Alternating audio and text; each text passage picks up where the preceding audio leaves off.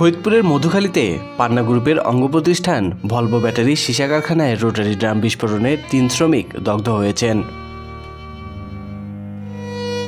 বৃহস্পতিবার বিকাল 4টায় মধুখালী পৌরসভার পরীক্ষিতপুর এলাকায় আব্দু খান জুট মিলের অভ্যন্তরে অবস্থিত এই সীসা কারখানায় দুর্ঘটনা ঘটে।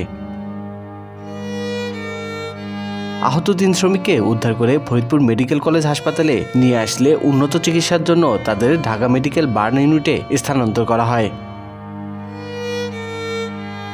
ঘটনার সত্যতা নিশ্চিত করে পান্না গ্রুপের ব্যবস্থাপনা পরিচালক লোকমান খান বলেন, বৃহস্পতিবার দুপুরে ব্যাটারি তৈরির জন্য সীসা প্রস্তুত রোটারি ড্রামের মধ্যে সীসা প্রক্রিয়াকরণের সময় বিস্ফোরণ হয়ে 3 শ্রমিক আহত হন। তবে কী কারণে বা কিভাবে রোটারি ড্রাম বিস্ফোরণ হয় তা প্রাথমিকভাবে জানা যায়নি।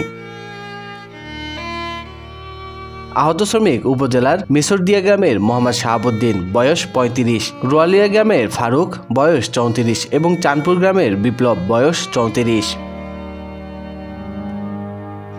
ফরিদপুর মেডিকেল কলেজ হাসপাতালের ইন্টার্ন চিকিৎসক ডাক্তার আকাশ জানান, বিকাল 4টার কিছু পরে সীসা কারখানায় বিস্ফোরণে গুরুতর আহত হয়ে 3 শ্রমিক হাসপাতালে চিকিৎসার জন্য আনা হয়। এর মধ্যে 2 জনের অবস্থা গুরুতর, তাদের শরীরের 65 থেকে 75% পুড়ে গেছে। তাদের অবস্থা আশঙ্কাজনক হওয়ায় ঢাকা মেডিকেলের বার্ন ইউনিটে উন্নত চিকিৎসার জন্য স্থানান্তর করা হয়েছে।